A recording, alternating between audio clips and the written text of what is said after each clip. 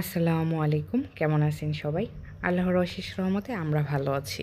আমি আজকে গরুর ভুঁড়ি রান্না করেছি। মাশাআল্লাহ, দেখেন কতটা লোভনীয় হয়েছে দেখতে, আর খেতেও কিন্তু সুস্বাদু হয়েছে।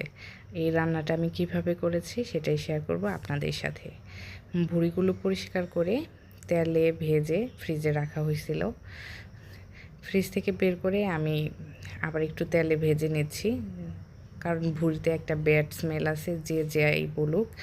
এটা একটু কড়া করে ভাজি করলে গন্ধটা চলে যায়। আর এই ভাজি করার সময় সামান্য একটু হলুদ দিয়েছি। এখন একটা কড়াইতে তেল দিয়ে দিচ্ছি পরিমাণ মতো, আর দিয়ে দিচ্ছি 8-10টা ছোটো পেঁয়াজ কুচি, দারচিনি আর এলাচ। পেঁয়াজগুলোকে একটু লাল লাল করে ভেজে নেব, কারণ লাল লাল করে ভেজে নিলে পেঁয়াজের বেরেস্তার একটা ভালো ঘ্রাণ আসে, খেতে খুব ভালো লাগে। 2টা তেজপাতা দিয়ে দিলাম। আর গরুর ভুঁড়ি কিন্তু কম মশলায় রান্না করলে খেতে ভালো লাগে না। মশলার পরিমাণ যেন ঠিকঠাক হয়, না হয় গন্ধ থেকে যায়। ভুঁড়ির পরিমাণ কম হলেও দেখা যায় যে মশলা ভালোই দেওয়া লাগে। পেঁয়াজগুলো লাল লাল হয়ে ভাজা হয়ে গেলে দিয়ে দিলাম এর মধ্যে আদা বাটা। আর আদা বাটাটাও আমি তেলে ভেজে নেব, যাতে আদা বাটার যে একটা কাঁচা গন্ধ আছে সেটা না থাকে। দিয়ে দিলাম পানি। এখন এর মধ্যে দিয়ে দিব রসুন বাটা, জিরা বাটা, পরিমাণ মতো লবণ, ধনিয়া সজের গুঁড়া, হলুদের গুঁড়া, পরিমাণ মতো মরিচের গুঁড়া। যেহেতু আমি একটু ঝাল ঝাল করে রান্না করব, এর কারণে শুকনো মরিচের পরিমাণটা একটু বেশি দিয়েছি। এখন মশলাটা একবারে পারফেক্টভাবে কষিয়ে নেব, যতক্ষণ না এর উপরে তেল চলে আসে।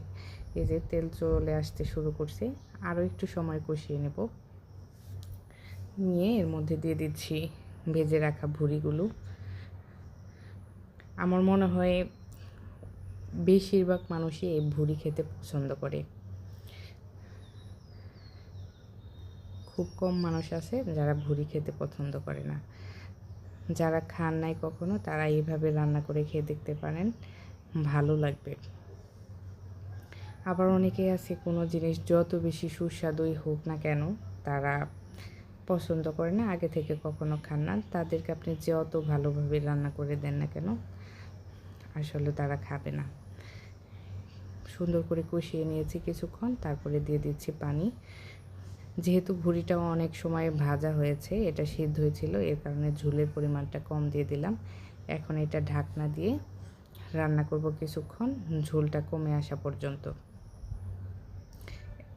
ঢাকনা তুলে 4-5 মিনিট পরে একবার নেড়ে দিচ্ছি, যাতে করে নিচে না লেগে যায়।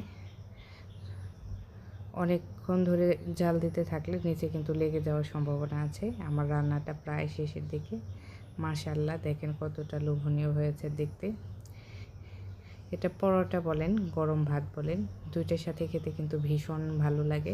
আমাদের ভিডিওগুলো দেখার জন্য আপনাদেরকে অসংখ্য ধন্যবাদ। ভালো থাকবেন সবাই। আল্লাহ হাফেজ।